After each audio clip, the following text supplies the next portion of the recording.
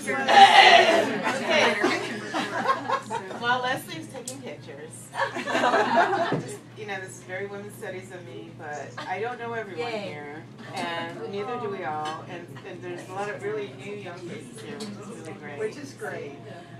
So I was hoping we could introduce ourselves, and then Georgia said, how we came to Woolf. We could also say something, like, you can make it up. You can make it up entirely, right? But I think everyone should come up, or you can say what you would say to her if she were here.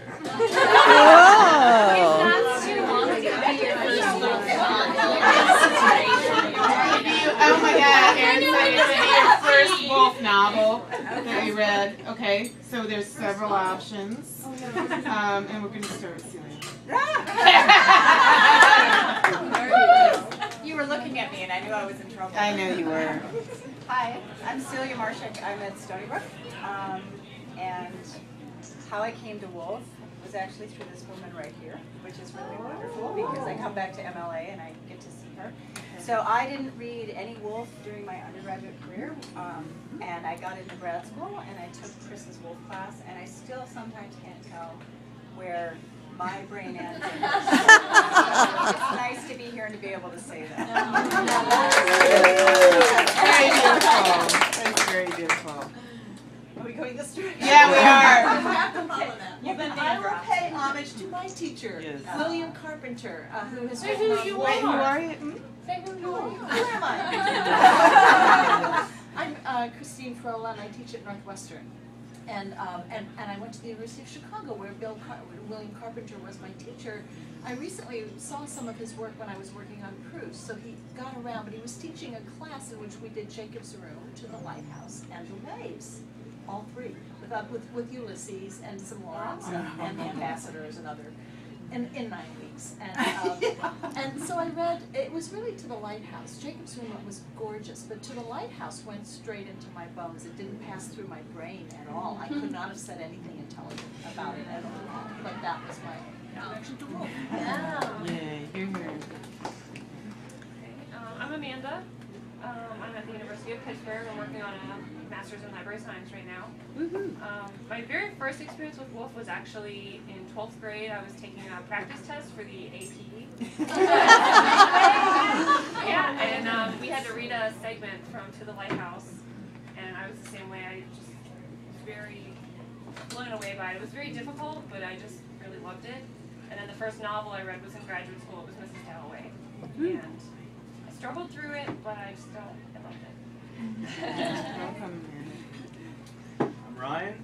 I went to the University of Pittsburgh. I'm a guest of one of the big Woolf fans here. My first experience with Woolf was through her. I read Monday or Tuesday. She was presenting on it, and I guess I can consider myself a fan now.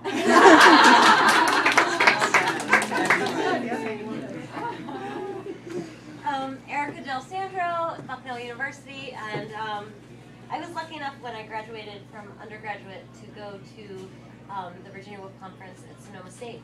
And so Lots of wine there. I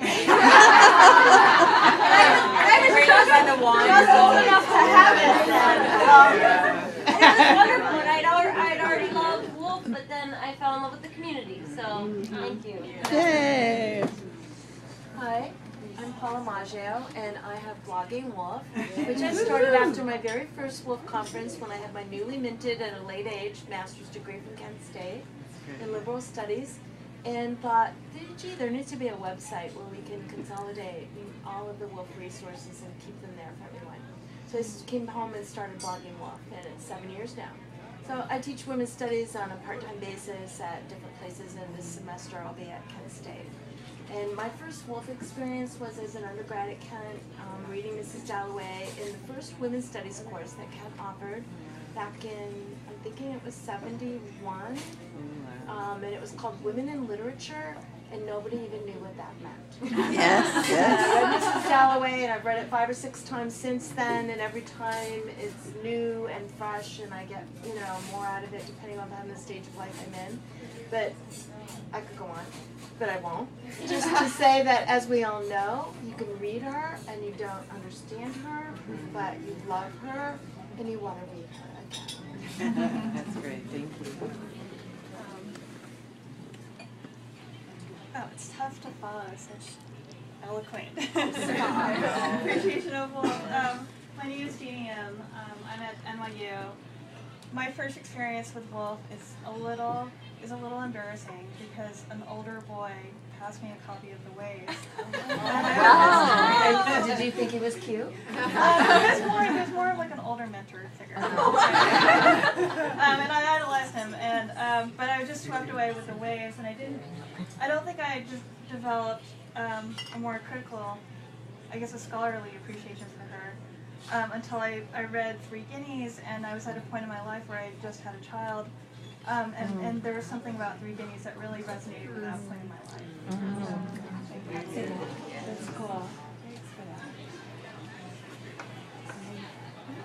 I'm Alice Keene. I'm a grad student at the University of Michigan, and my first experience with Woolf was actually in high school, not in class, but with a literary journal called Wordbath, where a couple of folks in the classes ahead of me were really fans of A Room of One Woman. So I read it, and I really came back to Woolf in my first year at U of M with John Ferguson's class on late modernism and the historicist and cultural perspectives, and realizing we can do that now in English studies was so wonderful. So that's with my dissertation. Here, here. I'm Jeannie Davino. I am a professor of English and Global Studies at Appalachian State, and I first came to Woolf when I was 17, and I read The Yellow Dress, and it spoke to me. And it was the first, I think, piece of literature that I just fell in love with, so I started moving away from my romance novels.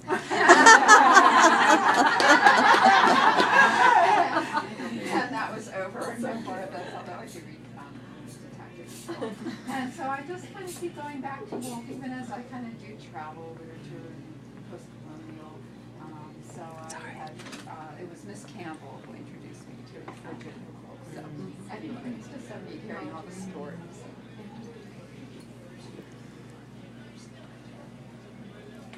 I'm Sarah Dunlap. I'm a PhD candidate at OSU for another few months. Hopefully, to finish the dissertation. My first experience with Woolf, I read Mrs. Dalloway the summer between the first and second year of my master's program.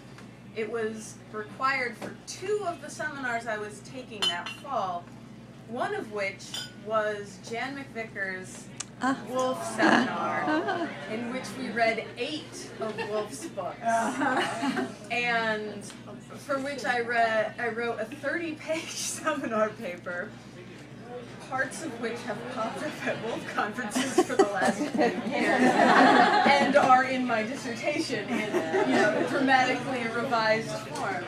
So that was really that class kind of established the direction of my career for the last 6 years. That's how I ended up here. Here. Yeah, I'm Suzette Pinckney, and a lot of people here. I teach at the University of Louisville in Louisville, Kentucky. We have a great conference every February called, we called it the 20th Century Conference, then we changed it to LCLC, or Louisville Conference on Literature and Culture since 1900. It's really a mouthful. I would encourage all of you to consider coming and submitting papers in September. I'm also doing an Elizabeth Bartlett colloquium April 17th, and papers there will be published, so any graduate students interested in contemporary poetry, get in touch with me. I've been interested in Woolf, it seems, all my life, but I first got really interested when I took a summer school in London, from the University of London, and I was living in Connaught Hall in Tavistock Square, and I went into the Peace Garden around the statue of Mahatma Gandhi and read Mrs. Dalloway for the first time, and I've written a poem about this, which talks about the fact that I couldn't afford as a graduate student to hire a deck chair, so I sat on the benches, which were bleeding fresh paint. But I did my PhD at Stanford, and I took a course with Woolf and Stone, and wonderful Bloomsbury course. Wanted to do a PhD on Virginia Woolf, and he discouraged me. So much has been written. So I ended up writing my dissertation on Joyce, but I've been writing on Woolf ever since, and have a book manuscript that is mainly Woolf heavy. Hi there, I'm Eleanor McNeese. I'm a professor at the University of Denver, and I'm dying to get back to the English department after today because I'm in the dean's office now. I have two really quick Woolf stories. One is that before Quentin Bell's biography was published, tells you how old I am, I was a freshman in college, and a Bloomsbury course was offered, which I did not take because I had no clue what the Bloomsbury group was, so I never took it my freshman year.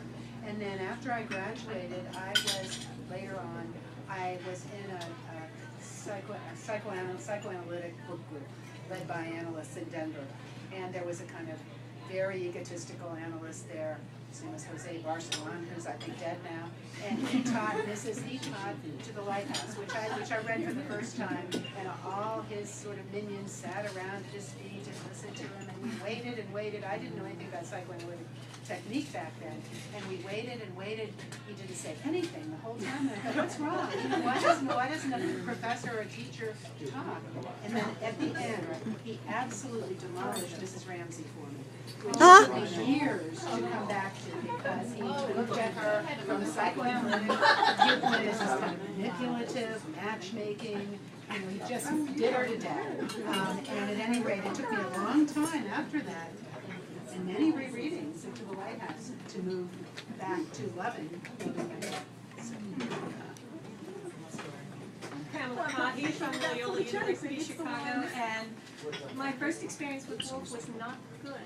I was an undergraduate, and I was going on a beach trip with some friends, with kegs of beer or whatever. And I wanted a book to read on the beach, and so I saw in the bookstore this book called The Waves. And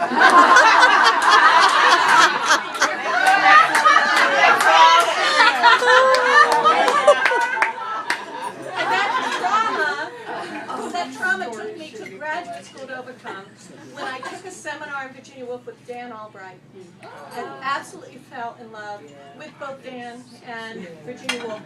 And in class one day, I made this offhand remark about how much Virginia Woolf was like Roland Barthes, and that became the germ of my dissertation and my first book, Virginia Woolf in Postmodernism. But one other thing I have to tell the younger students here, at University of Virginia in the 80s, we could write our dissertations.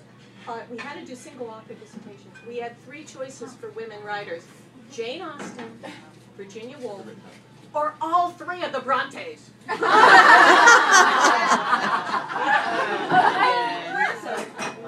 My name is Jared King. I actually work in marketing and PR, but I first came to Virginia Woolf through actually a early days. You filled in. I filled in. You filled in. One of my colleagues. And it was on Mrs. Dalloway, and it opened my eyes to this possibility that art doesn't need to be just for art's sake, but it can also be for our world and a better society. And so I'm right now looking to transition into working on some more digital humanities projects that try to think about how we can read today in a digitally minded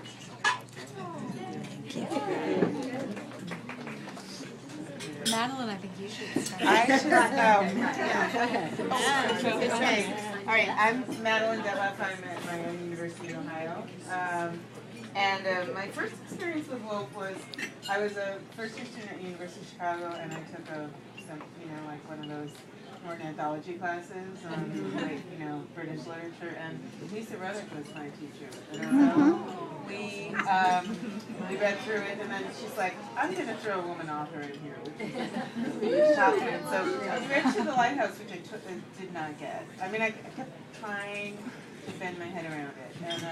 And what was so interesting is that then I taught it a couple times, later when I worked at Cal State LA.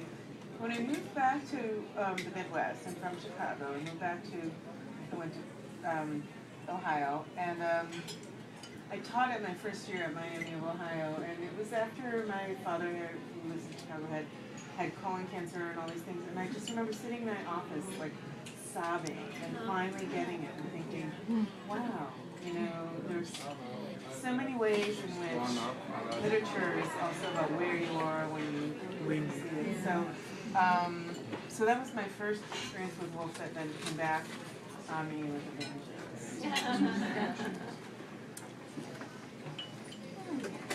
I feel like a little bit of an introvert. No, she's not. I'm Gail Kohlhaas. I'm in philosophy, also at Miami University of Ohio.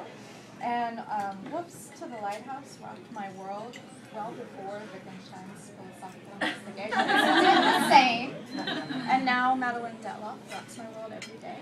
All three are intricately and futuristically related. That's all I'll say. That's an amazing compliment. You're with Wittgenstein and Woolf. That's really. I'm Georgia Johnston, and I first read To the Lighthouse as in 11th grade, and Mrs. Plunger taught it, and it was fascinating. and then I didn't read it in Woolf in college. Nobody taught it, and then I got to graduate school at Rutgers, and Marion Dakotan taught a seminar on Woolf. It was like, oh yes. So my dissertation was on Woolf and Stein and autobiography, and I went to the first Woolf conference. Yeah. Marion Dakotan suggested that I go to the first Woolf conference. Yay. I was like, oh, okay. It was at Pace University. It was great. And then I've been president of the Woolf. This is my vice president. I don't need to say more. I'm at St. Louis University. Well, I'm Beth Doherty, and I'm at Otterbein University, which is in a small town near Columbus, Ohio.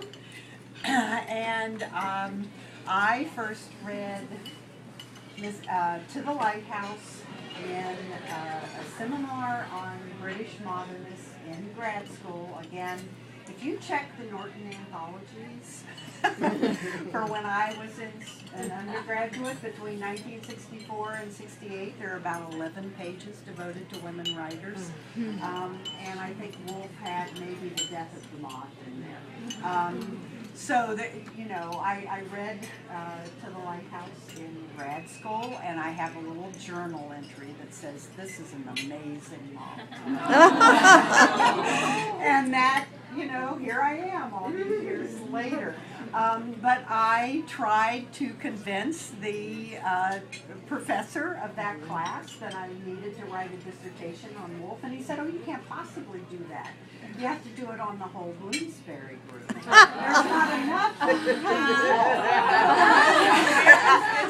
So I went to the guy who had a seminar at Stanford. At Stanford, with who is this? Walter Isle, who had, I think, crossed paths with Lucio Rucco, is all I can figure, and an Americanist directed my dissertation on Virginia. What institution then?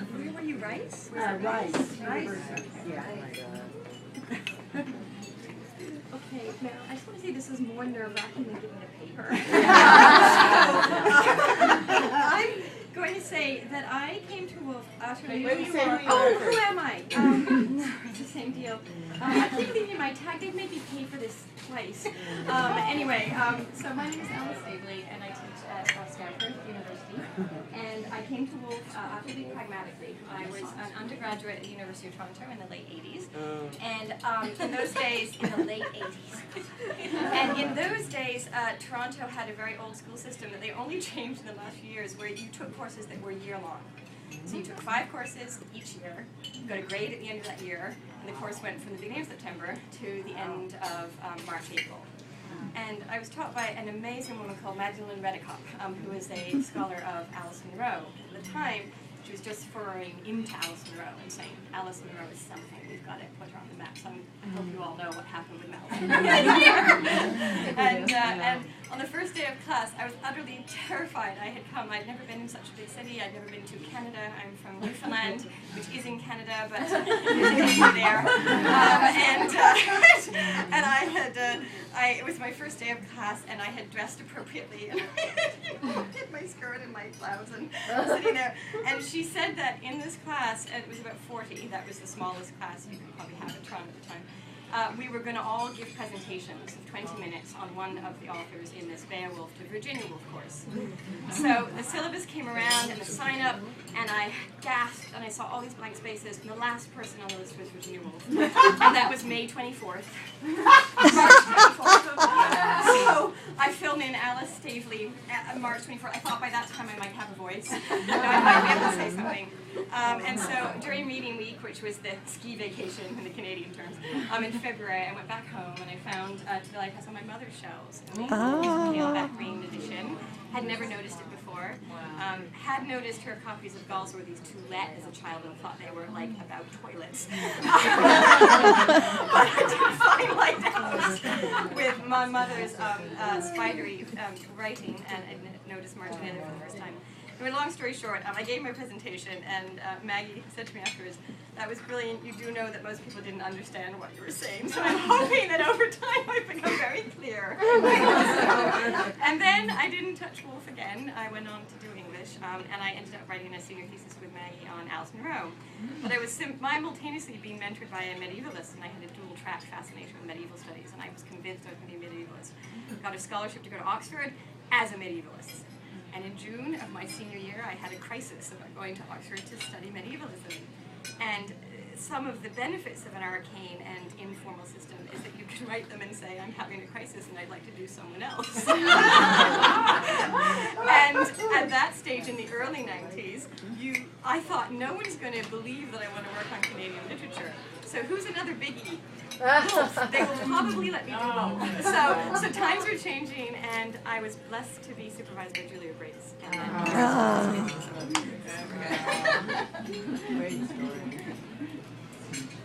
I'm Elizabeth Wilson-Gordon, and I'm from King's University, which is in Edmonton, Alberta, Canada. And I first read To the Lighthouse the second year of my undergrad, and it was a mind. I became an English major after that, and it was this wonderful experience.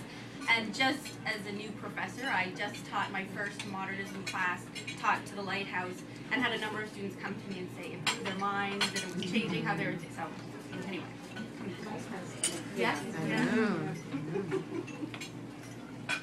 Hello, my name is Erin Kingsley. I am a PhD student at University of Colorado at Boulder. I defend in April. I'm on the job market if anyone is right here. Been having for very reasonable people. I got my undergrad in literature at a very small school, and I didn't read Woolf, and so when I got to a master's degree, I was horrified that I hadn't read Woolf, and I'm like an imposter because Woolf is the big time. You know you're a literature major when you've read Woolf. So finally, my professor gave us Mrs. Dalloway, and I wanted to love it so bad. And then I did, and I was so gratified that I loved it as much as I thought that I would. And then as a PhD, my first year, I took Jane Garrity's seminar in Woolf, and we read, I think, 16 books, everything. And that was, I went to the library and bought every Woolf book. I named my daughter Sylvia after, does anyone know? This is Clarissa's sister. Question. Clarissa's sister. Yes, Mrs. Dalloway's dad's sister, yes.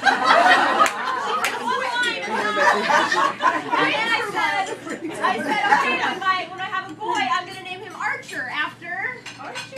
Yeah, the first page of Jacob's Room, and my husband's like, no, we're done with you. But anyone who's pregnant, Archer is a great name for a boy. I think Septimus. Not a lot of people know. It's not You know, it could be worse. It could be Septimus, right? Right, exactly. I named a fish Septimus. Right. That's me. In my dissertation, I talk about pregnancy, gestation, and so she's a chapter in my Right on. I'm Elizabeth Lambert, and I've had 2 glasses of wine.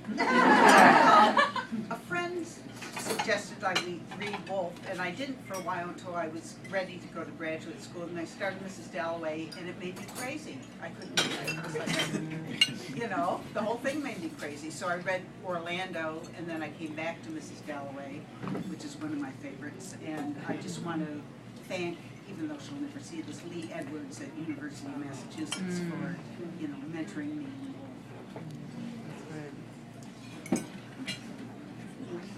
My name is Elizabeth Evans. Madeline's story sort of resonated with mine. I actually did not experience Woolf as an undergraduate student, but I did discover her on my own between semesters after my second year of college, shortly after my best friend Lisa Mulholland was murdered. But I discovered To the Lighthouse, amazingly, and it blew my mind. It reached me in a way that, you know, was completely beyond the mind or the brain, and certainly not something I understood in the least. But I felt there something of both a writer who understood very much grief and mourning, and also something of solace and life.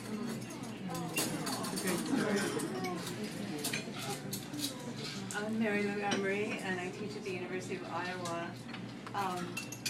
I had several initial experiences with Woolf. One, and this will take me to, was the recommendation of a woman who lived in a women's commune around the corner from where I lived in San Diego. And it was Mrs. Dalloway, but for some reason it wasn't the time for me to read Mrs. Dalloway. It didn't make sense. When it did make sense was when I went to Stanford and took Lucio Rudello's course, his seminar, and I couldn't believe that I hadn't read this novel. And I needed his guidance, and it was wonderful. It was eye-opening, and his enthusiasm for Woolf and his way of generating students' love for her writing, but also their confidence in their own readings was just phenomenal. And I'm really glad to have this opportunity to appreciate him, because I really haven't before, and I'm just utterly grateful for him as a teacher. And I have to say too that he also was the one teacher I had, or the one person I knew at that time who had read Jean Rhys and encouraged me. He had read Jean Rhys and had met someone at a bar in New York who had also read. Oh, I do one. I should write on Jean Rhys. Anyway, that's a great story. I'm Christine Sizemore from Spelman College in Atlanta, Georgia, and I think I first ran across Mrs. Dalloway as an undergraduate at Carnegie Institute of Technology, of all places. But then when I went off to graduate school, and that was in the late 60s, and then when I went to graduate school at the University of Pennsylvania, I somehow segued into the Renaissance and wrote a dissertation on the lesser allegories of John Bunyan. So I therefore had never met a novel that I didn't love. How could you not find this fascinating? And so then when I started teaching at Spelman, I got a chance to do much more modernist literature and some contemporary and post-colonial literature. As a nice thing about a small college is you can be all over the map. And I think I first went to the second Virginia Woolf Conference and found such a wonderful group of supportive scholars that I've kind of read Woolf along with the conference over years, and then segued off to Doris Lessing for a while and back to Woolf. And so I've had a great time really discovering Woolf, and I teach her in all my 20th century literature and seminars. She's fine.